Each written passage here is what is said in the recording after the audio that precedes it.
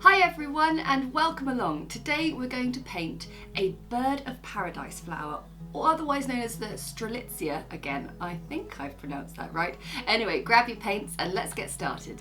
So many of you will know this as the bird of paradise flower, and I think it's a really fun one to paint in watercolour. So what I've done is I've done a stem going up, then a sort of angled off line there, and then as if we were continuing on the stem, an angled off line there. And yeah, I think this one's going to really lend itself to being painted quite freely. So I'm just mixing up some Cadmium Yellow. We've got lots of lovely bright colours in this, hence the name Bird of Paradise flower, because it is full of lovely bright colours. Cadmium Orange, Cadmium Red. It's important to get your colours woken up and mixed in your palette before you launch into a kind of painting that requires blending, because you want to make, it's all about timing, isn't it? With blends, you need to make sure things are not too dry and you haven't spent too much time getting the colours ready in the middle of your painting. Okay, so got those colours there, and then down the side here, Sap Green, Green Gold. If you don't have green gold, I know this is a slightly more niche colour, a bit of yellow and green mixed together will give you a really nice alternative. And then I think it's always really sensible to have a bluey green mixed up too, because however yellowy green your plant is, there are going to be darker corners of it that need a bit of a low light. Okay, and I'm going to change my water over immediately because that has definitely muddied the water somewhat. Okay, I think we're going to begin with the actual flower itself, because the lighter, brighter colours are up here. I highly recommend you have a look at a photo of one of these, because they're a bit sort of bit crazy, but something to get your head around.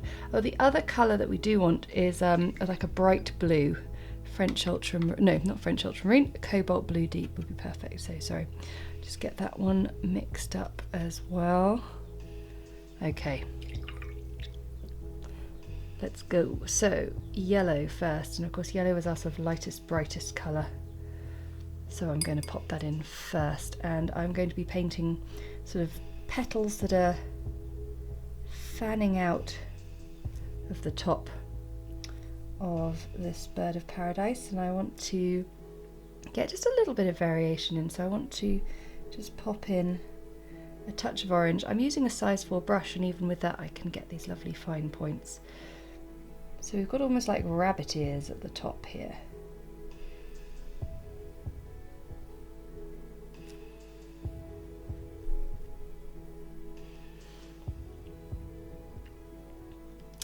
And we've got a few more in the lower rung, so you can get a lovely fine point. I really love getting that tiny bit of unpainted space there, dropping in that bit of orange whilst it is still nice and fresh on the page. That means it hasn't seeped in too far. You'll get a nice even blend.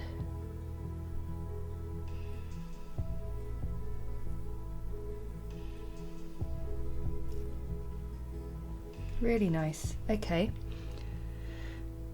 next I am going to get a slightly smaller brush. I'm going to go for size 2 for the cobalt blue elements, and we're going to just add in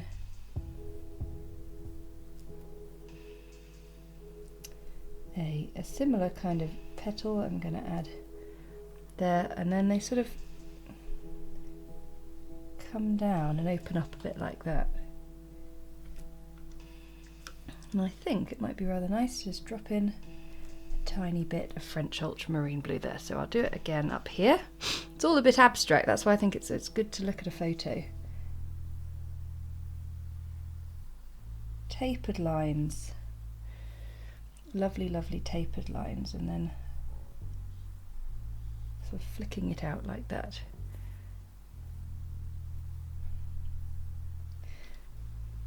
This is looking fun. Okay, so now we're going to focus our attention more on the stem, and you get a lot of red in the actual stem itself. So I'm going to work my way up, I think. Let's psych ourselves up to this. So I'm going to start with green gold, and I'm just going to paint in the lower half of the stem, and I'm going to sort of section it off on a slight diagonal there.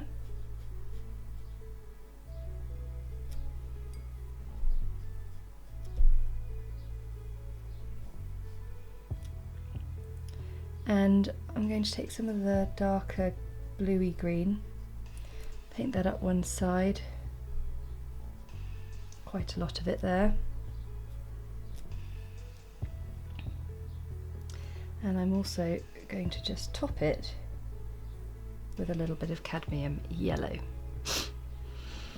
And now I'm going to clean my brush off, and I'm going to sort of leave a section, and I'm going to focus again on the plant. So this seems a bit strange, but I'm going to be coming in with a diagonal here in red. I'm going to start working my way up the stem, so it's getting thicker, this stem, so from there to there it will have thickened out a bit.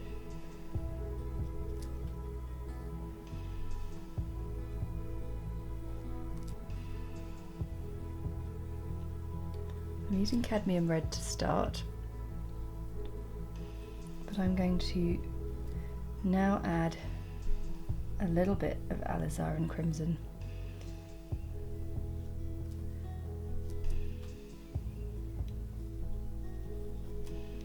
And now I'm going to take the colour off my brush and just stretch out what we've got. And now it's quite a careful balancing act. I'm going to come in from the other side with some green and very gently blend those together. I need as few brush strokes as possible. That's it, that is done. A little bit of yellow along the top.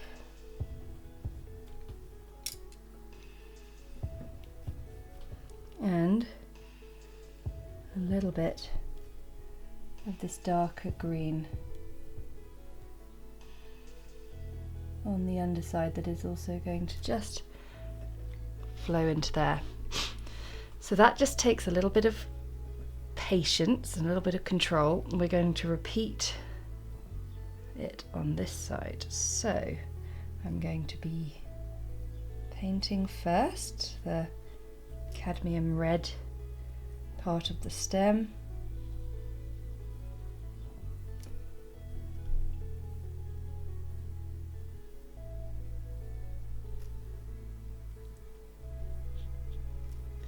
filling it out a bit with some Alizarin Crimson. And now I'm going to just clean my brush off and stretch the paint out a bit. Essentially what I'm doing is I'm just making sure there isn't too much paint, so when we do our blend we can hope for a really harmonious blend. It's very tempting to try and do extra brush strokes, but honestly, don't do it. You don't want to risk it. Okay, the one thing I do want to do is I want to sort of just fill it out a little bit underneath. So I'm going to paint down.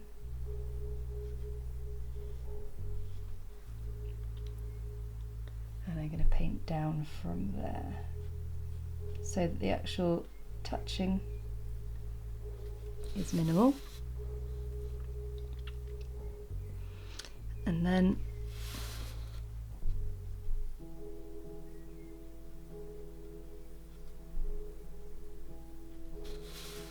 bringing it all together. Oh, I'm pleased with this. This is cool. It's looking fun. So now, in this in-between section here, we just have another piece of the green stem.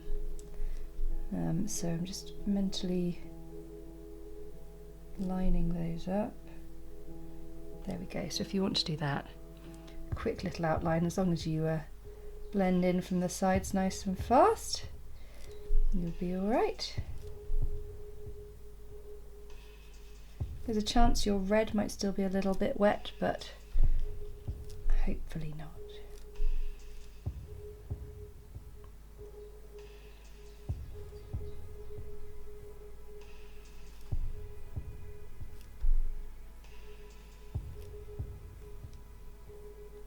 Okay, so we've got our basic washes in, and I'm really happy with that.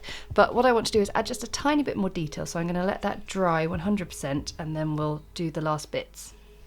This is nice and dry now, and I've introduced the Rigger brush, which is one of my new brushes that I sell in my shop, because this is absolutely perfect for bird of paradise flower action. So I'm just getting the bristles coated with a bit of Cadmium Orange, and I'm going to send up a few lines.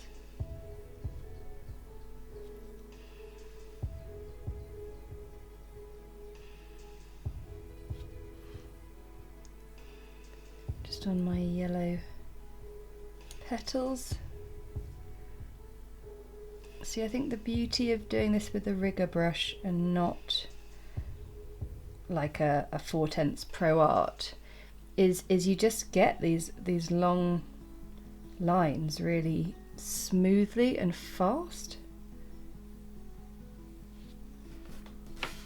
Whereas we would be very it would be quite a tense moment to try and get lines as smooth as this with the Pro Art brushes, the master stroke brushes, which are the white handled ones. So yeah, I think it is rather good. Let's see what else. The blue. Essentially everything could do with a little bit of a slender line texture.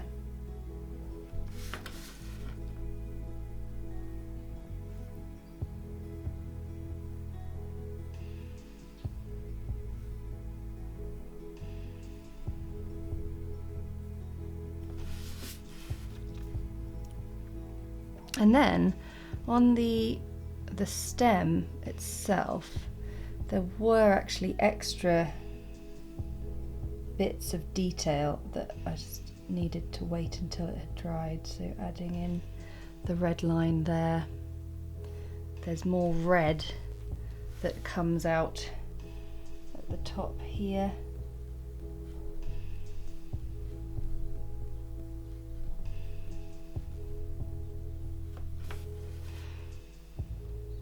Okay, so I think that is great for the Rigger, and now I will just get my little brush in for...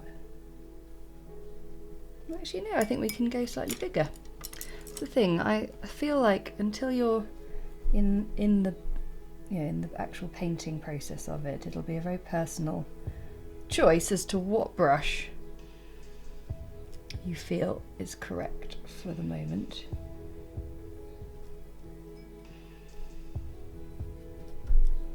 So I'm basically creating a bit of darkness down one side.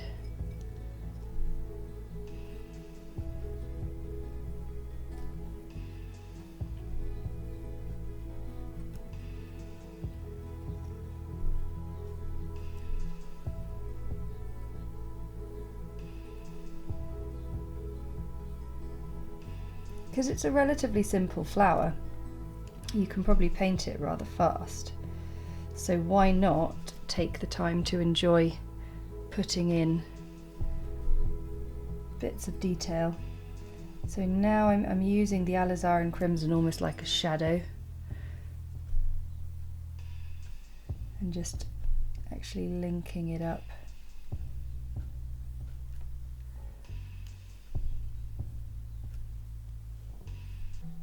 It's creating the contours of the roundness and the shininess as well.